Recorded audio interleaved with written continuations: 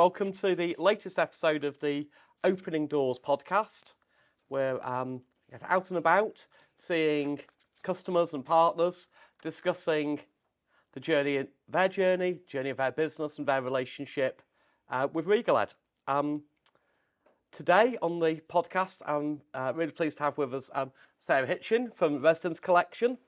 So, welcome to the podcast, Sarah. I'm sure there's somebody out there who doesn't know who you are. Do you want to tell us a little bit about yourself and Residence? Yeah, so thank you for having me on the podcast. It's a pleasure. It's a pleasure to be here. We have got a group of companies. So Window Widgets started 25 years ago, doing ancillaries for the Windows industry. Then progressed into Residence Collection, or Residence 9 as it began. Around 2012 was when the first Windows started to be manufactured. 2016 we made the collection and launched Residence 7, Residence Squared, and then our first open outdoor sash as well. And then takes us right up to this year when we've launched our new engineered door through the RD range. And then we also acquired Profoil, which was 3 years ago. So we've got a foiling company within the group as well. I'm the sales and marketing director and one of the owners of the group. I've been here now for 11 years, nearly. It'll be 11 years this year. And we did a management buyout in 2019. And before that, I was at Rayhow. And I started there as a commercial trainee, worked my way up to be a product manager. Before Dan sort of gave me an opportunity to come and work at Window Widgets. So all your career's been in the fenestration industry? My adult career, yeah. Adult career, yes. So before that, I worked as a legal secretary as my first ever job when I left school. I left college because I realised I didn't have to be there, so I didn't want to be there. So very quickly got out of that, wanting to earn some money. Left there, became a legal secretary. I then worked at a charity for a little bit as an office manager. Then went and got a job as a ski chalet girl. So I did that, and then thought probably need to get a real job at some point. Back in the day when you had to find a job in a newspaper, I remember my dad sending me out the Hereford Times, and I circled a load of jobs, and I didn't know what polymer meant. But I saw this job for advert for... I assume you know what polymer means now. I do know. So I only learnt that this year, though. Rayhow Polymer Solutions. And I was like, oh, that sounds interesting. And it was for a commercial trainee job. So, yeah, I kind of went there thinking, oh, that'll be there sort of a couple of years. That'll do for a while just to see what the real world's about. And yeah, so 20-something years later, I'm still here. Like a lot of this industry, you came into it thinking it's a stepping stone to something better, and we're here 20-something years later. Yeah, you know, still selling windows. World's our windows and doors. So that explanation, you explained that the evolution of the Residence Collection. And obviously you're well known for the timber alternative, which was obviously R9. Which is now, how long was that? 10, 11 years since it came out? So it was 2012, so 13 years. Yeah. Which was obviously an industry changer, wasn't it, when that product came? It really was.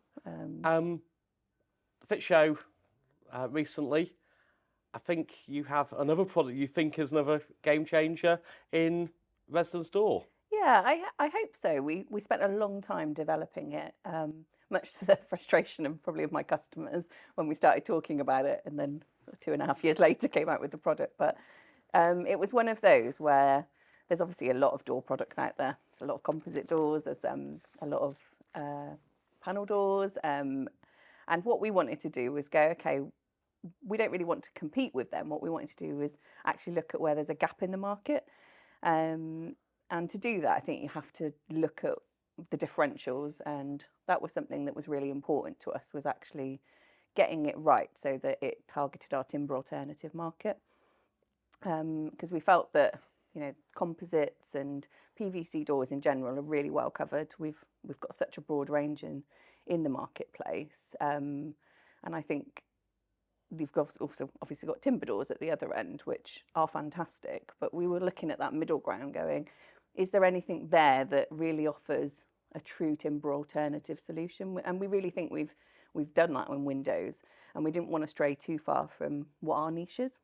So that's really where we focused our energy. It's interesting how you came to, we obviously have similar thought process from different businesses. You were looking at it, how you take your window fabricators into the door sector, keeping it timber alternative.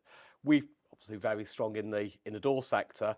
We were looking at what the next product was coming along.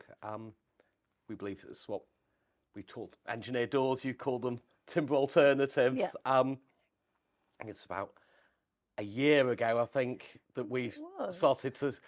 You came in here, didn't you? I came here. I think we came in and thought, actually, it's something we can do together. It's been. Because you wanted to talk to me about panels originally. Panels and glass, I think. Glass. Which is, yeah. So we looked at that part of the market and thought there was going to be a resurgence in timber-looking doors being made from PVC. That sort of high-ish end of the market, but not quite full timber. It's been interesting. It's been a year now. I think we've been working together, which culminated in the stuff at the Fit Show. So we'd have sorts of panels. When you looked at our range, was there anything specific that you? To be honest, Guy, when you came to see us, it was such a good. I think I said to you at the time, the timing was perfect in that we felt that we'd got the product right, as in we'd done all of the ancillaries, we'd done the main profiles, we were sort of 90% there with that door, but what we couldn't do was get all of the panels in the colours to match residents. Yes. And we've spoken to a number of different panel suppliers and came up against, I suppose, barriers to entry in that they did a certain range, but didn't do the rest of, and obviously the residents range we know is slightly unique to the market in that we've done different colours to what everyone else does. And there's a few that are the same, and those were the only few that they could really offer us. And that for us felt like, oh, this isn't going to work if we can't do it in the resident style and get it all in all the colours that we wanted. And I think colour is so important for the door industry. Absolutely. It's important for windows, as you've proven with your residence window collections. But I think for doors, our experience in composite doors says colour. It's one of the huge drivers. Absolutely. It's the instant visual that people see. What colour's that front door? And I think that's why it was so frustrating, because we were like, how do we get this to market without being able to offer the matching panel range? And we even were looking, could we foil a panel at Profoil? But that didn't really seem like a repeatable process. It was going to take up too much time, essentially, to what we do there in general. And I remember when you came to see us and you were like, I think I can do it in all the colours you want. And I remember saying to Mike, I was like, this might be it. This might be the turning point where we can actually get this to market. It's great to be able to help you on it. And I mean, I think for both businesses, it was a I think we both learned a lot, didn't we, along that way of that panel makeup and I think on the panel makeup has been particularly important, which is where Mike and the technical team have been involved in trying to get that past 24 testing, the thermal values. There's a lot of work gone on that. And I think you're in a unique position. You've done all that testing. Yeah, and we did all of that prior to the show. And I think that's what people were quite impressed with at the show, was actually the doors that we're showing you are fully tested. They're saleable. It's not like we have to go away, still do all of that testing. We did all the past 24 testing. We did all the E-value calculations before that. And I think your team, our team, they worked so hard to get all that ready for the show. But actually, it was really important. To have that saleable product. At the show, I think some of the panels that you showed and we showed on our stand, as well as the flat panel, I think the raised and field, and now the that was a tongue game and groove, changer, actually. I think really. Yeah, because I think when we first spoke to you, we were just talking about flat panels. We didn't even know, to be honest, I'd never even heard of the term raised and fielded before we started talking to you about it. And then when we saw them, we were like, wow, this is incredible. This is actually as well takes it to another level of timber alternative. Because that lovely sort of moulded detail. And I think particularly well, which we've been of work to combine the two products, but with your your RD panel trim, which I think is one unique parts of your system, isn't it? Yeah, and that was probably the piece that took us.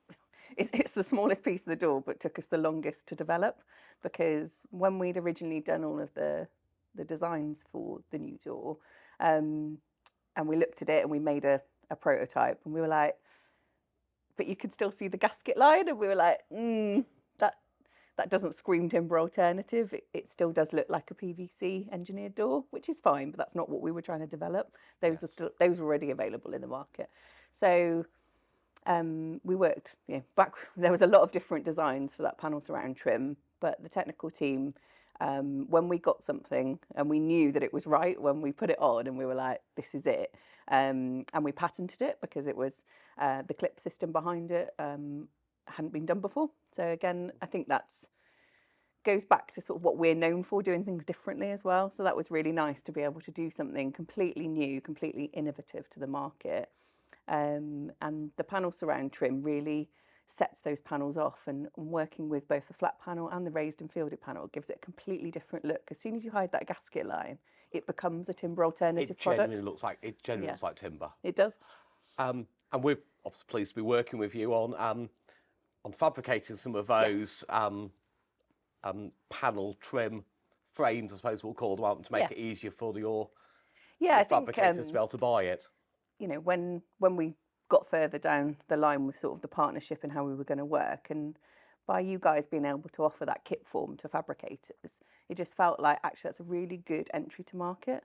Being able to offer the glass, the panels, the panel surround trim made into a frame that they can just assemble on the factory floor. So they're making everything else, and then they're putting those parts in, but they're pre-made in that kit form, made to size. I think that again offers a lot of labour saving from their perspective, but also offers them some tooling saving as well, in that they can just buy all that. There's less wastage. They don't have to worry about any of that. And it's also, I suppose, in their core skill. They're fabricators. They used to make making windows. Whether it's welds or mechanical joints, but they are, manufacturing the timber alternative door is in many ways similar to manufacturing a window, until it comes to the small details. And all those customizations. Yes. I think the beautiful thing about the partnership that's between us is that there is so many different options that they can choose, because all of those glass designs were absolutely stunning. And then all of the different panel options in all of our colours, with the raised and fielded options, then with the panel trim. It's what the true, those customizable things are what makes it unique. And I think that's the difference. And across the Fit Show, there was several examples of the residence door on our stand, a couple of your fabricator stands on your own stand, all done slightly differently, different panels. Which products do you think were the standout? Which got the most interest? The most interest on our stand was definitely, I would say, the clay door, which had the pastel coloured stained glass in it. And that had the raised and fielded panel with the panel surround trim in a clay finish. And that got so much interest. So many photos were taken of that door. It had the bee knocker on it. It looked really stunning. And then probably the other one would have been the 1930s style with the Mayfair etched glass. It was really very lovely. Popular glass. And that was in sage. And that was with flat panel with the panel surround trim. Again, absolutely beautiful. Yeah, and I think we had several examples on our stand, and it was the clay also worked on our stand. We had the 1930s door, the clay. We had some genuine stained glass from our signature custom range on there. It worked really well. The raised in the field, but that panel surround trim that we showed it really did. It is the game changer, really. Exactly. Glass background, we looked at very much as glass help sell doors. As it happened, by the way, for the composite time, even going back to PVC panels, it was a lot of differentiator. Was one instant visuals is after the colour is the glass. It was interesting this year. There was quite a lot of textured glass knocking around at Fit Show. It seems to be making a resurgence. I think so. I think as well, if you look around the whole of the UK and Ireland, we're very unique in the continent in the style of our homes, the sort of the period styles. We go through so many different ages over hundreds of years. And I think we're still probably changing doors for the first time in a lot of homes, in those period homes. Yes. And in other cases, we might be on third, fourth generation doors. But I think what's still unique to our country is that people still want something a bit different. And that's why I think people are looking for the differentials with glass options. And those stained glasses, I mean, they can look absolutely gorgeous. If you've got, beautiful Georgian windows, look at this one behind us, beautiful white bay Georgian style windows. And then you've got a lovely timber alternative door, but you'd probably want to put some different glass in it to make it stand out, make it a bit different. If you've gone for white windows, you probably go for a different colour door with different colour glass in it, just to make it really different from your neighbour. Yeah, I think everyone's a unique statement. And it's supposed to one of the statement pieces of your house is your entrance door. So first thing everyone sees about you. The curb appeal, isn't it? It's the curb appeal. It's your. Says the colour's supposed to reflect your personality, and just, I agree completely with you. I mean, talking about doors being changed for the first time, my house was built in 1926, and it was 90 years before anyone changed that door. I had a timber door, and I don't think it had been changed before. I changed it. I am probably going to change it again. It took me 8 years. It took me 8 years to do it, but now having seen, and it's timber, it's a very traditional house. It's Edwardian style, even though it's not Edwardian period it's built in. I'm looking. It's going to be about very sort of Edwardian style glass that I'm looking for, and I think residence door is the right product. I get the thermal efficiency, but the locks work. It's not going to warp, twist, all the problems you get with timber. Yeah. And you don't have to paint it. You don't have to maintain it the same way. And I think, from a U-Valley perspective, even though we made it very traditional looking, we worked very hard with you on the panel, and we were getting as low as 0.9 doors. And even the fancier configurations that we showed at the show, with the deep bottom rail, with the mid rail, with multiple panels in, and with glass, we were looking at a 1.2 door. It's fantastic. Because I think a lot of the panel stuff was about the fact we're manufacturing a 44mm panel. Yeah, so we've standardised on 44mm. Yeah. 44mm, which I think is the right way to do it. It makes it feel solid.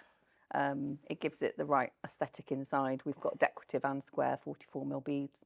So again, you've got that customisation of looking if you wanted a more modern look or you wanted a more traditional look.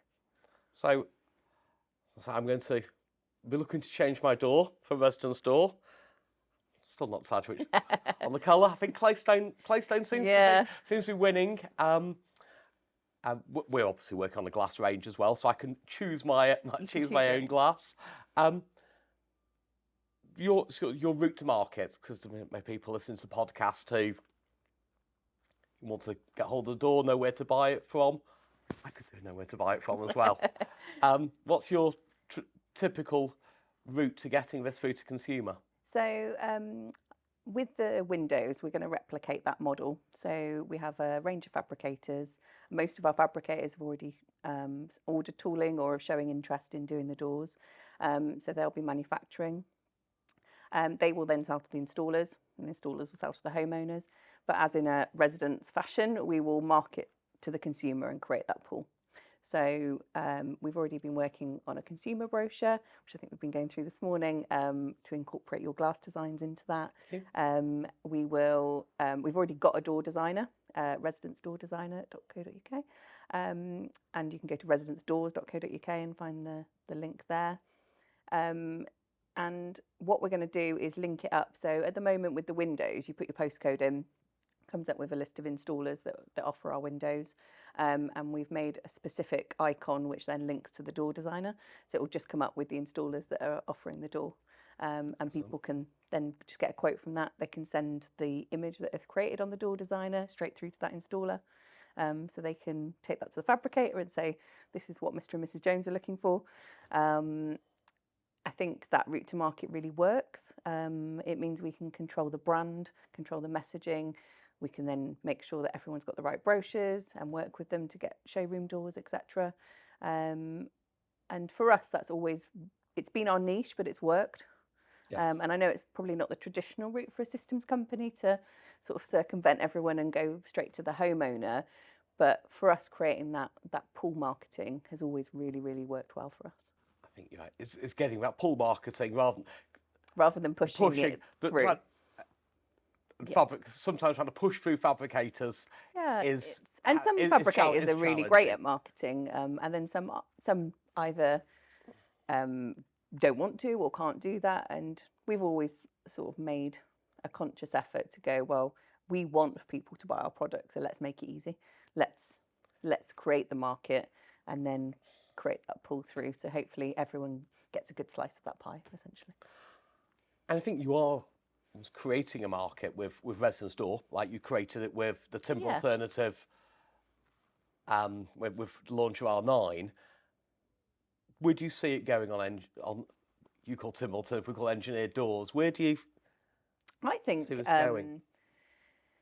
I'm really excited because I do think it's a genuinely new marketplace. I think composite doors are fantastic. You know, they've been in the industry for quite a long time now. 25 years. Is it really? Wow. Almost as long as you almost as long as me. as you have, Sarah. And they've always served the right purpose for within that. But from a timber alternative perspective, having sort of a very set size, quite regimented options on design wasn't something we felt suited the properties that we sold our windows into. Most of the time when we sell our windows, people end up going with a timber door. So for us, we saw that as, well, straight away we should be able to at least get those sales back. And that was one thing when we were designing the door. We wanted to make sure that we had no restriction on minimum sash sizes, and our maximum sash size is 2300 by 900. So again, that's a huge door. 23 by 900. 900. It's a big door. It is a big door. Yeah, Yes. But again, if you're doing a wide range of period homes and styles, you need to offer that flexibility to go, I can do a little cottage, I can do a little door, or I can do a big grand Edwardian or Georgian home that wants a big door. And again, it was offering that flexibility, and we looked at that as, okay, well, you can't do that with a composite door. You do have some restrictions on that. Let's make sure we can push the boundaries with this door and go, actually, it can incorporate all those different sizes that's required for a period home. I think I assume at Fit Show we had the tiny door. You had the tiny door and the enormous door. Yeah. I think most people bang their head trying to get through. We did have a mind your head sign, which is quite funny. But lots of tall people. In fact, my phone was filled with images of me taking photos of really tall people in front of a little door, which is quite funny. And then we had Sally, who's really tiny, who's one of our account managers, was always stood next to them looking up. So it did get quite a lot of attention. But I think it showed the versatility of what you can do with it. So the product's there. The fabricators now set up. Yes, we've got a number of fabricators already set up, and quite a few in the pipeline being set up currently. So yeah, we're out there. We're all ready to go to market. Ready to go. Yep. Let's see if it's this is, like I say, it's a new market. It's a new sector almost being created. Yeah, and I think that's exciting. It is. And everyone's talking about the market being quite quiet at the moment, and it has been. But actually, there's opportunities when it's quieter, in that people have got time to look at options on products and go, oh, that's different. Yeah, I'll spend some time and look at that and think about taking that into my portfolio. When it's flat out and it's busy, nobody's got time to put a new product in. I think you mentioned to me that if you'd launched this 2.5 years ago when you first had the concept, you probably wouldn't have got the traction that you got today, because you wouldn't have had the I don't think so. Yeah, people wouldn't have had the fabricators. Yeah, I think they would have been too busy to even probably be thinking about a new product. So I do think sometimes you have to look for the positives and look for the opportunities in a slightly quieter marketplace. And I think the timing is perfect at the moment. The market is looking for new products. The fabricators have got time to take it on board, do the development work. And I still think the more premium end of the market is holding up. It is, absolutely. I think we've proven that our website consumer figures are about 20% up on last year, same period. So the people are engaged, they're interested. Yes, the gestation period of them actually converting that into a sale is longer. People are taking more time and are more considered about what they're doing with their homes. But those will convert at some point. people don't put their names and addresses and telephone numbers into Yes. essentially a double glazing website without being fairly serious about it. So I think the timing's right. I think the product's looking fantastic, and the Fit Show reaction was great. Pairs with the routes to market again, and the partnership between our two businesses is really working. It's exciting. I think we're looking forward to so hopefully the beginning of a new market, and we can, us the fabricators and installers can all grow together. Yep, sell plenty of doors. That's the plan. Thank you very much. Thanks, Guy.